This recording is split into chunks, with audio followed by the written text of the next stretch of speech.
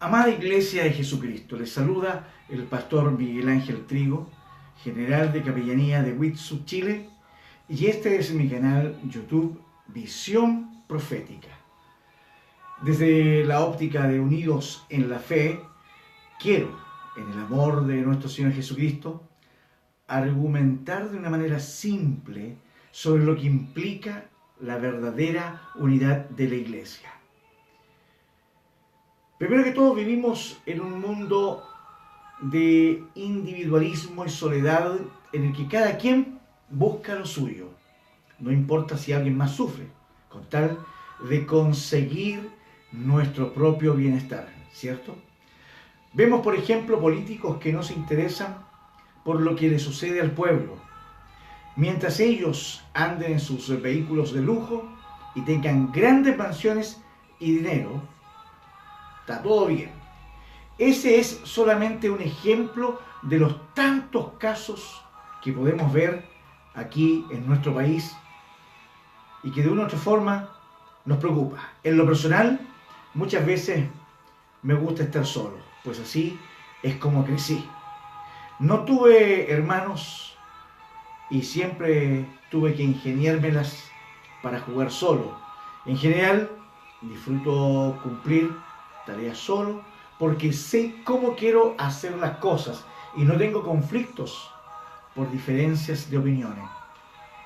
No me hago problema. Sin embargo, desde que la gracia soberana de Dios por medio de Jesucristo me alcanzó, he tenido que venir luchando con esta idea y darme cuenta que la vida cristiana no admite tal actitud como soledad o individualismo.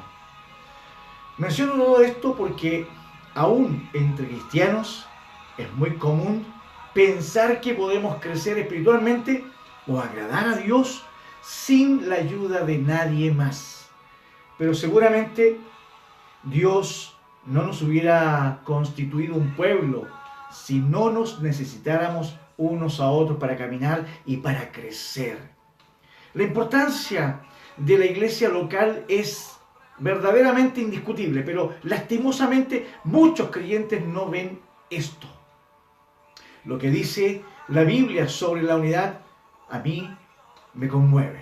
En primer lugar, me llama mucho la atención el hecho de que la Escritura declare que los cristianos ya no somos extranjeros ni advenedizos, sino conciudadanos de los santos y miembros de la familia de Dios, edificados sobre el fundamento de los apóstoles y profetas, siendo la principal piedra del ángulo Jesucristo mismo, en quien todo el edificio bien coordinado va creciendo para ser un templo santo en el Señor. El eminente apóstol de los gentiles Pablo a Efesios 2, 19 al 21. Esto me hace entender que una vez en Cristo, el hombre pasa a formar parte de la gran familia de Dios y ya no está solo.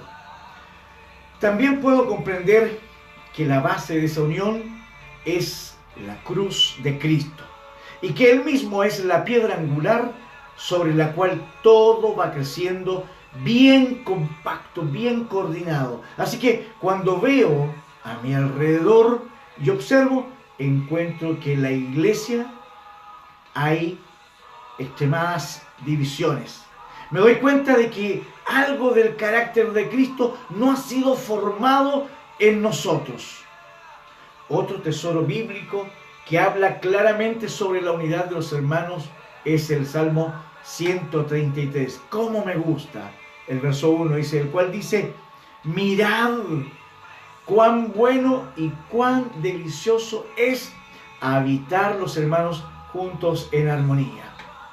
En este versículo se nos llama a mirar, es decir, darnos cuenta de lo bueno que es la comunión entre hermanos. De hecho, la palabra bueno viene del hebreo tov, que puede ser traducido como favorable, agradable, encantador, bueno en demasía. De allí que podemos decir que la comunión es realmente vital, porque es favorable, para nuestra vida espiritual, para nuestro crecimiento. Y además es deliciosa, disfrutable, agradable. Más adelante aún, inclusive en el verso 3 del mismo Salmo, se menciona la bendición que el Señor envía allí, donde el versículo primero es real. Porque allí envía Jehová bendición y vida eterna. El libro de los Hechos también nos indica que los primeros cristianos estaban todos unánimes juntos, Hechos 2, verso 1, y que la multitud de los que habían creído era de corazón y un alma, y ninguno decía ser suyo propio, nada de lo que poseía, sino que tenían todas las cosas en común. Qué maravilloso, Iglesia de Jesucristo. Hechos 4:32, una escritura que todos conocemos. Qué maravilloso realmente. Ahora bien, no siempre esa unidad es apreciada y disfrutada, sino que muchas veces es olvidada o cambiada por cosas no esenciales. Un ejemplo bíblico sobre la falta de unidad. Uno de los escritos más maravillosos en la Biblia es la primera carta de Pablo a los Corintios, a la iglesia de Corinto. En esta carta se nos muestra una iglesia con muchos problemas, casi cismática. Y también vemos al apóstol exhortando no con base en su autoridad, sino basado en Cristo mismo. Fíjese que aparentemente los corintios estaban experimentando divisiones, al menos eso es lo que le habían informado al apóstol Pablo. En el capítulo 1, verso 11.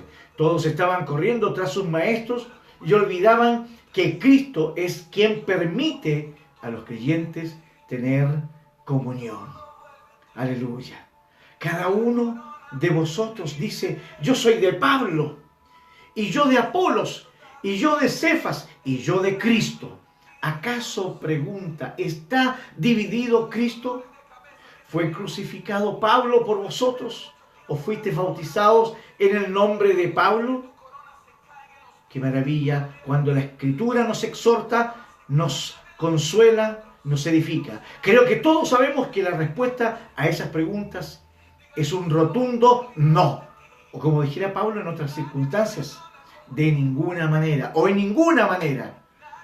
Ante esta situación, su exhortación fue la siguiente: os ruego pues, hermanos, de Conier, de Cuprén, de la Mesa Ampliada, en fin, por el nombre de nuestro Señor Jesucristo, que habléis todos una misma cosa, y que no haya entre vosotros divisiones, sino que estéis perfectamente unidos en una misma mente y en un mismo parecer, unidos en la fe.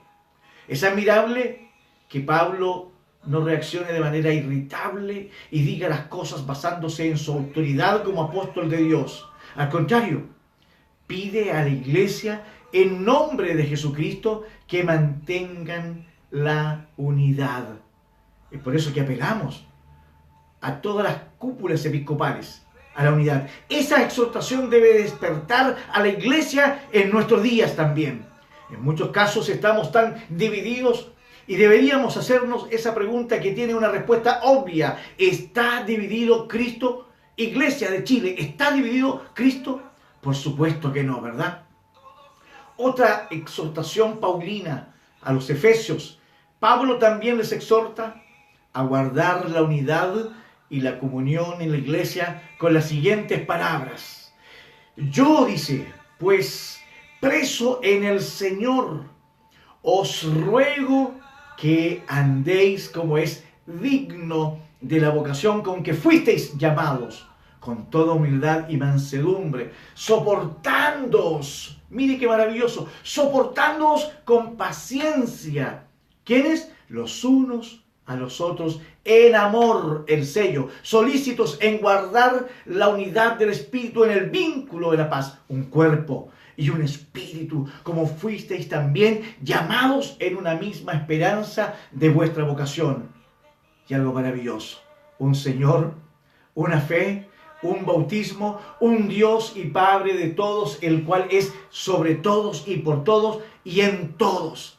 ¡Qué maravilla! Efesios 4, del 1 al 6. Léelo después en casa con paciencia. ¿Por qué? Porque la paciencia es un componente que debemos tener presente en todo momento para que podamos soportarnos los unos a los otros. Guardar la unidad, amados en el Señor, requiere fuerza. La palabra solícitos nos da testimonio de eso. Debemos esforzarnos por mantener la unidad de la iglesia, porque no hemos sido llamados a individualismo, a separatismo, sino a unidad.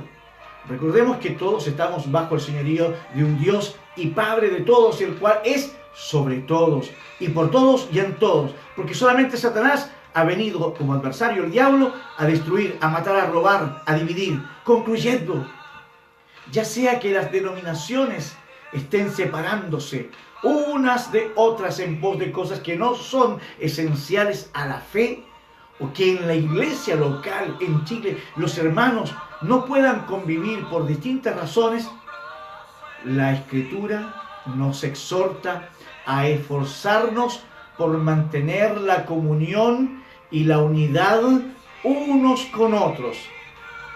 Que el Padre nos permita basar cada aspecto de nuestra vida en Cristo y que el Espíritu Santo sea quien nos guíe, quien nos oriente a través de la palabra, el Cristo, el Verbo hecho carne, a entender además que el individualismo no va con el pueblo de Dios, que no conduce a nada.